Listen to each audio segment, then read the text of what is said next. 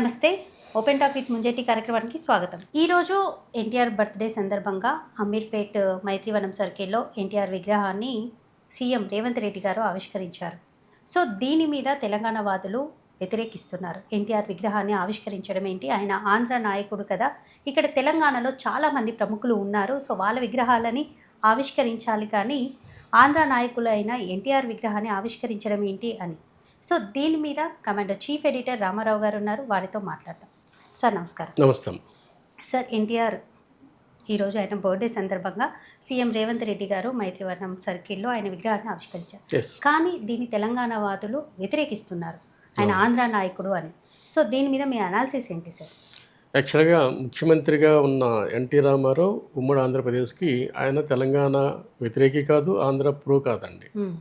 ఆయన తెలుగు రాష్ట్రాలు ఉమ్మడిగా ఉన్నప్పుడు ఆయన ముఖ్యమంత్రిగా 83లో చాలా కాలం సీఎంగా ఉంటూ అందరి అభిమానులు పొందిన మహానాయకుడి కింద మనం ఆలోచించాలి ఎన్టీఆర్ని. అయితే ఇప్పుడు ఆయన విగ్రహం ఆవిష్కరించడంలో ఉన్న ముఖ్య ఉద్దేశం ఏంటంటే, ఈ మధ్య జరిగిన జూబ్లీ సెలక్షన్లో రేవంత్ ఆ స్థానాన్ని బీఆర్ఎస్ గట్టి పోటీ ఇచ్చింది, చాలా గట్టి పోటీ ఇచ్చింది. గెలుస్తూ అది బీఆర్ఎస్ ఈ సీట్ ఈజీగా కొట్టేస్తుంది అన్న స్థాయికి తీసుకువెళ్ళారు. అట్లాంటి క్లిష్ట పరిస్థితుల్లో రేవంత్ రెడ్డి గారు ఇచ్చిన హామీ ఏంటంటే, మీరు కనుక ఈ స్థానాన్ని గెలిపిస్తే మీ ప్రాంతంలోనే ఎన్టీఆర్ విగ్రహాన్ని నేను ప్రారంభిస్తాను, ఆవిష్కరిస్తానని ప్రామిస్ చేశారు ఆయన. దాంట్లో భాగంగానే ముందు జూబ్లీస్ చెక్ పోస్ట్ అన్నారు, ఇప్పుడేమో మైత్రివనం దగ్గర ఆయన విగ్రహాన్ని ఆవిష్కరిస్తున్నారు. ఆయన పుట్టినరోజు సందర్భంగా ఈరోజు. అంటే ఇక్కడ ప్రజలు దాన్ని యాక్సెప్ట్ చేశారు. ఈ ప్రాంత ప్రజలు ఎక్కువ మంది ఆంధ్ర వాళ్ళు ఉన్నారనే ఉద్దేశం కావచ్చు, లేదు తెలంగాణలో ఆయన అభిమానులు ఎక్కువ మంది ఉన్నారనేది కావచ్చు, ఆయన మీద ప్రాభిమానం ఉండడం అనేది సహజమే కదా. ఎన్టీ రామారావు మీద వ్యతిరేకత ఎప్పుడు వచ్చిందని ఏమీ లేదు. సో ఆయన్ని మనము అంతవరకు ఆలోచించాలంటే, ఈయన తెలుగు రాష్ట్రాల తెలుగు ప్రజల నాయకుడిగానే చూడాలి, తెలంగాణ వ్యతిరేకంగా చూడకూడదు. యాక్చువల్గా అంటే ఉమ్మడి దేశాలు రాష్ట్రాలు ఉన్నప్పుడు సో ఆయన ముఖ్యమంత్రి కాబట్టి సక్సెస్ఫుల్ ముఖ్యమంత్రి, మంచి పేరున్న ముఖ్యమంత్రి, ఎంతోమంది మార్గదర్శకత్వం వహించిన ముఖ్యమంత్రి. అన్నిటికంటే ముఖ్యంగా 27 సంవత్సరాల కాంగ్రెస్ పాలనతో ఆంధ్రప్రదేశ్, ఉమ్మడి ఆంధ్రప్రదేశ్ నలిగిపోతున్న క్రమంలో ఆంధ్రప్రదేశ్ అంటే కాంగ్రెస్కి విపరీతమైన వ్యతిరేకత వస్తున్న సమయంలో ఎన్టీ రామారావు గారు వచ్చి తెలుగుదేశం పార్టీ పెట్టి 9 నెలల్లోనే ఆ కాంగ్రెస్ పార్టీని భూస్థాపితం చేసి, అంటే 27 ఏళ్ళుగా ఇక్కడ పాలిస్తున్న కాంగ్రెస్, 100 ఏళ్ళ చరిత్ర ఉన్న కాంగ్రెస్, ఇందిరాగాంధీ లాంటి మహా నాయకత్వంలో ఉన్న ఆ పార్టీని ఎన్టీ రామారావు కేవలం 9 నెలల్లో పార్టీ స్థాపించి అధికారాన్ని తీసుకొచ్చే స్థాయికి తీసుకొచ్చారంటే, అప్పటి ఉమ్మడి ఆంధ్రప్రదేశ్ తెలుగు ప్రజలు ఆయన ఎంతగా అభిమానించారనేది మనకు అర్థం చేసుకోవాలి. ఆయన అంతవరకు ఆలోచించాలి. ఇప్పుడున్న భావజాలంతో మనం అతను ఆలోచించకూడదు. ఆ రోజుల్లో మీకు ఆల్మోస్ట్ ఉమ్మడి ఆంధ్రప్రదేశ్లో 294 అసెంబ్లీ స్థానాలు ఉంటే ఆయన ఆల్మోస్ట్ 201 స్థానం గెలిచారు ఆయన తెలుగుదేశం పార్టీ. అందులో 290 స్థానాలు పోటీ చేసి ఒక 42 పార్లమెంట్ నియోజకవర్గాలు ఉంటే ఒక 2 ఏళ్ళలో జరిగిన ఎలక్షన్లో 30 సీట్స్ గెలిచారు ఆయన. అంటే ఒక్క ఆంధ్రప్రదేశ్ వాళ్ళు ఓట్లు వేయలేదు కదా. ఉమ్మడి ఆంధ్రప్రదేశ్లో అసలు ఆ మాటకు వస్తే ఉమ్మడి ఆంధ్రప్రదేశ్లో తెలంగాణనే తెలుగుదేశానికి గట్టి మద్దతు ఇచ్చింది ఏరియా. కారణం ఏంటంటే, ఎన్టీ రామారావు వచ్చిన మొదట్లో పటేల్ పట్వారీ వ్యవస్థ ఉండేది తెలంగాణలో, బలీయంగా ఉండేది. అంటే ల్యాండ్ లార్డ్స్ ఎవరైతే ఇక్కడ భూస్వాములు ఉన్నారో తెలంగాణలో గడీపాలన అంటాం కదా, ఆ గడీపాలనతో సామాన్య జనం కుట్టుమిట్టాడుతున్న పరిస్థితుల్లో అప్పుడు మీకు అందరికీ ఒక విషయం తెలుసు, కాళ్ళ దగ్గర పడేదాన్ని బాంచన్, అది ఒక పాపులర్ వర్డ్ అయిపోయింది. కనిపిస్తే చాలు నీ బాంచన్ ధర, ఈ బాంచన్ ధర అని, అది ఒక పాపులర్ వర్డ్ అయిపోయింది. అట్లాంటి భావజాలం ఉన్న తెలంగాణ ఏరియాలో పటేల్ వ్యవస్థని భూస్థాపితం చేసి మండల వ్యవస్థను తీసుకొచ్చాడు ఆయన. దాంతోనే తెలంగాణ ప్రజలకు ఆయన ఆరాధ్య దైవం అయ్యాడు. మరి ఇప్పుడు ఎందుకు ఆ వ్యతిరేకత? ఇది ఇప్పుడున్న ఏరియా. దాన్ని ఏంటంటే, ఒకవేళ ఆంధ్ర వ్యతిరేకంగా ఉన్న చాలా మంది ఉన్నారు. ఇప్పుడు ఈరోజు చంద్రబాబు నాయుడు ఆంధ్ర ముఖ్యమంత్రి, ఆ పార్టీ అక్కడే అధికారంలో ఉంది. సో ఆయన మీద వ్యతిరేకత ఉంటే ఇక్కడ ఆ పార్టీ బలపడుతుందేమో అనుకున్న కొంతమంది ఉంటారు. దాన్ని వాళ్ళు క్యాష్ చేసుకునే ప్రయత్నమే తప్ప ఎన్టీ రామారావు ఆంధ్ర నాయకుడు అంటే వాళ్ళకు వచ్చే అదనపు లాభం ఏమైతే ఉండదు, ఎట్టి పరిస్థితిలో ఉండదు. ఓకే సార్, ఇప్పుడు మీరు చెప్పినట్టుగా కాకుండా ఇప్పుడు సీఎం రేవంత్ రెడ్డి గారు ఎలక్షన్స్ ముందు కూడా చాలా ప్రామిసెస్ చేశారు. సో కానీ అవన్నీ ఏవి నిలబెట్టుకోలేదుగా. సో ఇది ఎందుకు ఇంత స్ట్రాంగ్గా నిలబెట్టుకున్నారు? ఎందుకు? చంద్రబాబు నాయుడు శిష్యుడిగా కాబట్ట, ఏదన్నా రాజకీయంగా ఏదన్నా లాభం పొందడానిక, ఏదో ఒక రకంగా అయితే ఏదైనా ఆంతర్యం ఉందంటారా ఇందులో? అంటే మీరు ఈ మధ్య కాలంలో కూడాను మన ప్రధానమంత్రి వీళ్ళిద్దరి మధ్య ఒక సంభాషణ వచ్చింది, కలిసి పనిచేయునని. ఆయన ఏమంటారు, ప్రధానమంత్రి ముఖ్యమంత్రి వాళ్ళ ఉద్దేశం ఏంటి, ప్రభుత్వాలు కలుద్దాం, కలిసి పనిచేద్దామని.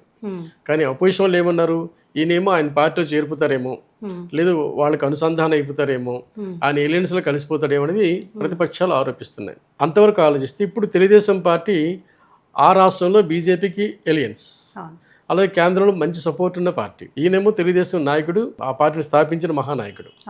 సో ఆ పార్టీలో ఒక ప్రముఖ వ్యక్తిగా ఇప్పుడున్న ముఖ్యమంత్రి ఉండేవాళ్ళు రేవంత్ రెడ్డి గారు. ఆయన ఎదుగుదలే ఆ పార్టీతో ఉంది.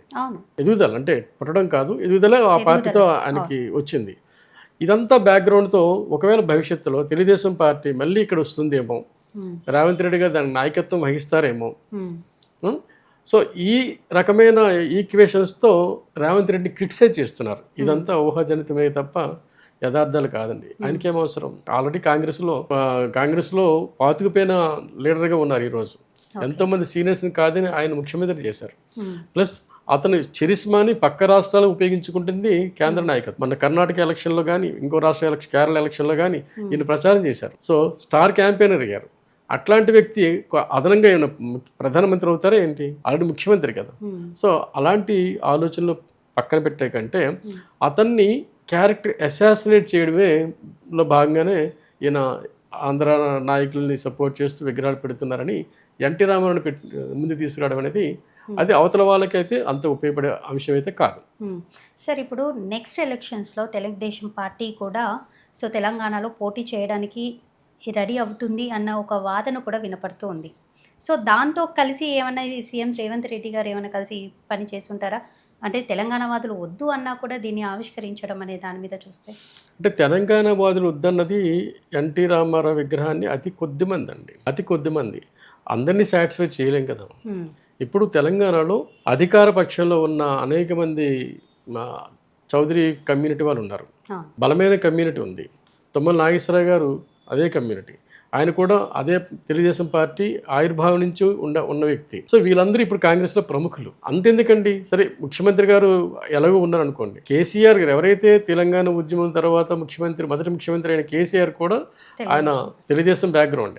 సో అలాంటి తెలుగుదేశం బ్యాక్గ్రౌండ్ తెలంగాణ డిఎన్ఏలో భాగమైంది. దాన్ని ఎలా కాదంటాం? ఒకవేళ కాదన్నా తెలుగుదేశాన్ని కాదంటే ఎన్టీఆర్ రామారావుని కాదు, ఎంత మాత్రం కాదు, ఎన్టీఆర్ రామారావు కాదనే ప్రసక్తే లేదు. సో అలాంటి ఎన్టీఆర్ని మనం ఓన్ చేసుకుంటే మనకే ప్లస్ అనేది మీకు రేవంత్ రెడ్డి గారి అభిప్రాయం. దాంట్లో మీకు ఇప్పుడు ఎన్టీ రామారావు గారు కూడా చాలా పథకాలు తీసుకొచ్చారు. ₹2 రేషన్, కిలో బియ్యం, అది ఇప్పటికీ ఆ పథకం అనేది మనం తీసుకుంటూనే ఉన్నాం ఆ పథకాన్ని. సో అలాంటి ఒక గొప్ప వ్యక్తిని వ్యతిరేకత అనే దాని మీద అసలు నాకు ఇప్పటికీ కూడా అర్థం కాని క్వశ్చన్ సార్. అంటే ఆ తెలంగాణ వాదులు ఎవరు ఏంటి అని. అంటే కొంతమంది ఉంటారండి, అతివాదులు కొంతమంది ఉంటారు. వాళ్ళ ఐడెంటిటీని పెంచుకోవడం కోసం కొందరు విమర్శిస్తేనే అవుతుంది అనుకుంటారు. అట్లాంటి వాదుల్ని మనము, అది మెజారిటీ వాయిస్ కాదు కదా, వెరీ ఫ్యూ వాయిస్. అది అలాంటి విషయంలో మనం పట్టించుకోవద్దు. ఇంకోటి ఏంటంటే బీఆర్ఎస్ దీన్ని పెద్దగా తీసుకురావట్లా. ఎందుకు బీఆర్ఎస్ దీన్ని ముందుకు తీసుకురావట్లేదంటే, కాదనట్లేదంటే మీరు ఒకసారి ఆలోచించండి. మీకు జిహెచ్ఎంసీ ఎలక్షన్లో బీఆర్ఎస్ పార్టీ బాగా దెబ్బతింది హైదరాబాద్లో. కానీ హైదరాబాద్ చుట్టుపక్కల ప్రాంతాల్లో ఏదైతే మీకు అవుట్స్కట్స్లో ఉన్న ఏరియాలో మున్సిపాలిటీస్లో బలంగా మంచి సీట్లు స్థానం సంపాదించుకుంది బీఆర్ఎస్ పార్టీ. అంటే దాని మీనింగ్ ఏంటంటే ఆ ప్రాంతంలో ఆంధ్రులు ఎక్కువ మంది ఉన్నారు, వాళ్ళ ఓటు పర్సెంటేజ్ చాలా ఎక్కువ ఉంది. వాళ్ళ ఓట్ల కారణంగానే బీఆర్ఎస్ చావు బతికుల మధ్య జిహెచ్ఎంసీ గెలుచుకుంది కొన్ని సీట్లు. సో అక్కడ ఆ వర్గం ఏదైతే ఆంధ్ర వర్గం ఎవరైతే ఉన్నారో, అది కమ్యూనిటీ కావచ్చు లేదా మొత్తం ఆంధ్ర నుంచి వచ్చిన బ్లడ్ కావచ్చు, స్థిరపడిపోయిన వాళ్ళు అయితే ఎవరైతే ఉన్నారో వాళ్ళని ఈరోజు ఏ పార్టీ కూడా కాదనలేదు. రాజకీయ లబ్ధి కోరుకునే కాంగ్రెస్ కావచ్చు, బీఆర్ఎస్ కావచ్చు, బీజేపీ కావచ్చు, ఆంధ్ర ఓట్లను కాదనుకునే పరిస్థితి ఈ హైదరాబాద్లో కానీ ఈ తెలంగాణ కానీ లేదు. సో అందరూ ఎట్టి పరిస్థితుల్లో ఎవరైతే ఎన్టీ రామారావు విగ్రహం వద్దనుకున్న వారు, ఎవరైతే ఎన్టీ రామారావు మళ్ళీ ఆంధ్ర భావజాలం ఏంటి, ఇక్కడ ఆంధ్ర పెత్తనం ఏంటి అనుకునే వాళ్ళు ఎవరైతే ఉన్నారో వాళ్ళకి ఎలక్షన్లో ఉన్న వాళ్ళు కారు, వాళ్ళు తెలంగాణ మేధావులుగా చెప్పుకుంటున్న వాళ్ళు కొంతమంది. దానివల్ల మైనస్ అయితే కాదు, ఎన్టీ రామారావు ఆ స్థాయి వ్యక్తి అయితే కాదు. సార్, ఎన్టీఆర్ సమాధిని కూడా ఆంధ్రాకి తరలించాలని కూడా ఒక వాదన వినపడుతుంది. మరి దీని మీద ఏమంటారు? ఎందుకంటే ఒక గొప్ప నాయకుడు ఆయన. అది అప్పుడు ఏదో నిన్న మొన్న స్థాపించిన ఎన్టీఆర్ సమాధి కాదు, చాలా ఏళ్ళ నుంచి ఉంది. సో దాని మీద మీరేంటి? ఇప్పుడు టీఆర్ఎస్ గవర్నమెంట్ 10 ఏళ్ళు ఉంది, మ్మ్. దాన్ని పెకలించలేకపోయింది. నెక్స్ట్ వచ్చేది కాంగ్రెస్ గవర్నమెంట్. ఏదైతే తెలంగాణ భావజాలం ఉందో మ్మ్. అది రాష్ట్రం ఏర్పడిన తర్వాత డెల్యూట్ అయిపోతుంది. అవును. వాళ్ళ కోరికలు ఏంటి? నిధులు, నీరు, అధికారమే కదా. ఈ 3 వచ్చేసాయి మనకి. తెలంగాణ వాదులకి 3 వచ్చేసాయి. మ్మ్. మన అధికారం మనకు వచ్చింది. మ్మ్. మనం ముఖ్యమంత్రిగా తెలంగాణ వాదే అవుతాడు, మంత్రులుగా మనమే అవుతాం. ఈ నేలకి ఆ హక్కులు ఉన్నాయి. సో ఇంక కొత్తగా ఏ ఆంధ్ర వాళ్ళనో, ఏ గుజరాత్ వాళ్ళనో, లేదా ఏ మారవడినో తిట్టడం వల్ల మనకు వచ్చే లాభం ఏంటి? వాళ్ళు కలుపుకుంటేనే కదా లాభం. ఇప్పుడు ఆంధ్ర వాళ్ళు అందరూ ఇక్కడి నుంచి వెళ్ళిపోండి అని ఆ రోజుల్లో ఒక వాదన ఉండేది. ఏ ఆంధ్ర వాళ్ళు వెళ్ళిపోయారు ఇక్కడి నుంచి? ఎందుకు వెళ్తారు? ఆంధ్ర అన్నవాడు ఎవడు తెలుగుదేశం కాని వాళ్ళు ఉన్నారు, కాంగ్రెస్ కాని వాళ్ళు ఉన్నారు, బీఆర్ఎస్ కాని వాళ్ళు ఉన్నారు, మరి కమ్యూనిస్టులు కాని వాళ్ళు కూడా చాలామంది ప్రజలు ఉంటారు కదా. వాళ్ళకి పార్టీలతో ఏం పని? సో అట్లాంటి వాళ్ళ గురించి మనం సామాన్యంగా ఆలోచించాలి. అందుకే ఆ రోజుల్లో కేసీఆర్ ఏమన్నారు, ఆయన ఎవరన్నా సరే మిమ్మల్ని ఒక మాట అంటే తన పంటితో తీస్తానన్నాడు ఆయన. మ్మ్.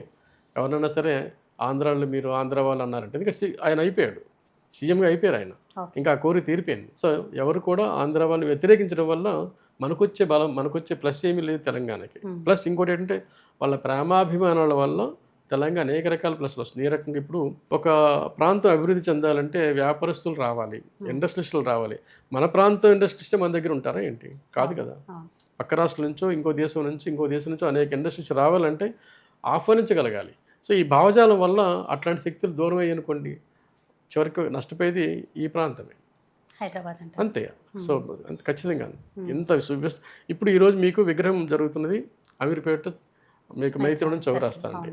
తెలుగుదేశం పార్టీ పుట్టేటప్పటికి, తెలుగుదేశం పార్టీ హైదరాబాద్లో అధికారం చలాయించేటప్పటికి 83లో ఈ విగ్రహం ఉన్న ప్రాంతం ఎలా ఉండేదో మీరు ఊహించండి. ఇది ఎలా ఉండేదంటే మీకు ఈ విగ్రహానికి 4 అడుగుల దూరంలో యూసఫ్గఢ చెక్ పోస్ట్ అనేవాళ్ళు, దానికి 4 అడుగుల దూరంలో జూబ్లీ చెక్ పోస్ట్ ఉండే. చెక్ పోస్ట్ అంటే మీనింగ్ ఏంటండి? అంటే ఇక్కడితో నగరం అంతమైపోయింది, నగరం ఇక్కడితో అంతమైపోయింది. సో అంత చిన్న నగరం ఇది. మరి ఈ రోజు ఎలాంటి చెక్ పోస్ట్ అనేది మియాపూర్ వరకు మనం పిలవట్లా, ఎక్కడికో వెళ్ళిపోయింది. సో ఈ మహానగరం ఈ స్థాయిలో అభివృద్ధి చెందడానికి తెలుగుదేశం ప్రముఖ కారణం అన్న విషయం అందరికీ తెలిసిందే. సో దానికి ఆద్యుడు పూజ్యుడు ఎన్టీ రామారావు. సో మనం కూడాను ఎన్టీ రామారావు మీద వ్యతిరేకత పెట్టుకోవడం వల్ల తెలంగాణ వాదులకు కానీ, తెలంగాణ ప్రజలకు కానీ, తెలంగాణ సమాజానికి కానీ, తెలంగాణ ప్రభుత్వానికి కానీ ఏ రకం కూడా మంచి కాదు. హెల్దీ అట్మాస్ఫియర్ అయితే కాదు. అంతే. Okay sir, thank you. నమస్తే.